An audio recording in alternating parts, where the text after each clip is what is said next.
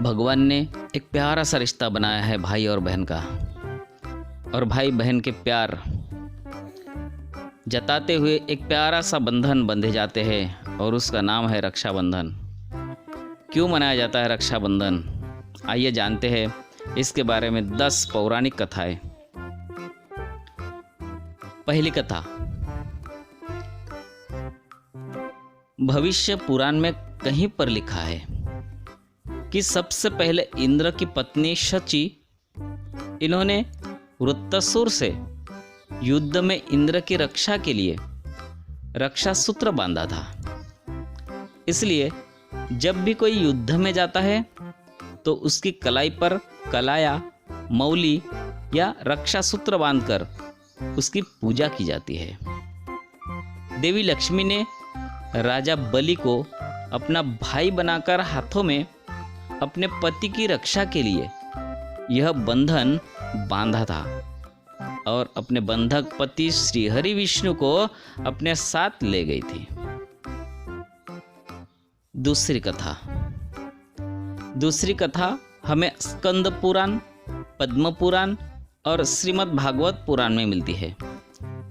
कथा के अनुसार भगवान विष्णु ने अदिति के गर्भ से वामन अवतार लिया और ब्राह्मण के वेश में असुरराज राजा बलि के द्वार भिक्षा मांगने पहुंच गए।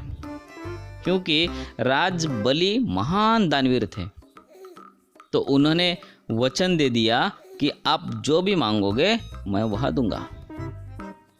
भगवान ने बलि से भिक्षा में 3 पग भूमि की मांग की। बलि ने तत्काल हाँ कर दी, क्योंकि 3 पग ही भूमि तो देनी थी। लेकिन तब भगवान वामन ने अपना विशाल रूप प्रकट किया और 2 पग में सारा आकाश, पाताल और धरती नाप लिया। फिर पूछा कि राजन, अब बताइए कि तीसरा पैर, तीसरा पग कहाँ रखूं? तब विष्णु भक्त राजा बलि ने कहा, भगवान आप मेरे सिर पर रख लीजिए। और फिर भगवान ने राजा बलि को रसातल का राजा बनाकर अजर अमर होने का वरदान दे दिया। लेकिन बलि ने इस वरदान के साथ ही अपनी भक्ति के बल पर भगवान से रात दिन अपने सामने रहने का वचन भी ले लिया। तीसरी कथा, भगवान को वामनावतार के बाद पुनः लक्ष्मी के पास जाना था, लेकिन भगवान ये वचन देकर फंस गए और वे वही रसातल में बलि की सेवा में रहने लगे। उधर इस बात से माता लक्ष्मी चिंतित हो गई। ऐसे में नारद जी ने लक्ष्मी जी को एक उपाय बताया। तब लक्ष्मी जी ने राजा बलि को राखी बांध अपना भाई बनाया और अपने पत्नी को अपने साथ ले गई। उस दिन श्रावण मास की पूर्णिमा तिथि थी। तभी से यह रक्षाबंधन का त्योहार प्रचलित में आ गया। अब कथा नंबर 4। माना जाता है कि राजसूय यज्ञ के समय जब श्री कृष्ण ने शिशुपाल का वध कर दिया था, तो तब उनकी अंगुली से खून बहने लगा था। इसे देखकर द्रौपदी ने तुरंत ही अपनी साड़ी का एक टुकड़ा फाड़कर उनकी अंगुली पर बांध दिया था। इस कर्म के बदले श्री कृष्ण ने द्रौपदी को आशीर्वाद देकर कहा था कि एक दिन मैं अवश्य तुम्हारी साड़ी की कीमत अदा करूंगा। इन कर्मों की वजह से श्री कृष्ण ने द्रौपदी के चिरहरण के समय उनकी साड़ी को इस पुण्य के बदले ब्याज सहित इतना बढ़ाकर लौटा दिया और उनकी लाच बच गई। कहते हैं कि इसी के बाद रक्षाबंधन पर बहन द्वारा राखी बांधने की परंपरा की शुरुआत हुई। अब 5वीं कथा। उत्तर भारत में रक्षाबंधन वाले दिन अर्थात श्रावण की पूर्णिमा को राखी का त्योहार मनाया जाता है, जबकि दक्षिण भारत में समुद्री क्षेत्र में नारियल पूर्णिमा का त्योहार मनाया जाता है। नारियल पूर्णिमा खासकर सभी मछुआरों का त्योहार होता है।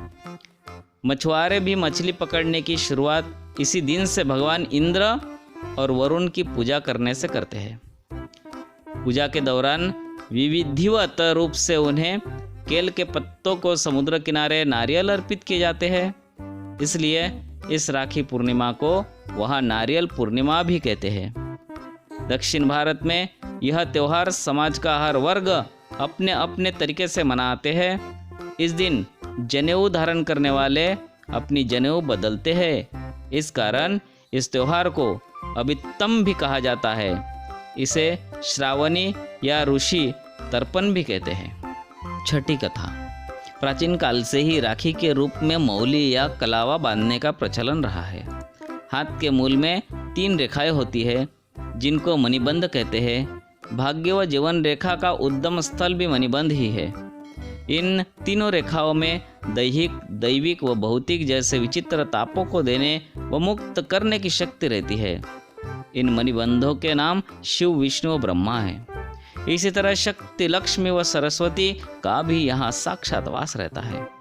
जब हम कलावा का मंत्र रक्षा हेतु पढ़कर कलाई में बांधते हैं तो यह 3 धागों का सूत्र त्रिदेव व त्रिशक्तियों को समर्पित हो जाता है, जिससे रक्षा सूत्र धारण करने वाले प्राणी की सब प्रकार से रक्षा होती है। 7वीं कथा।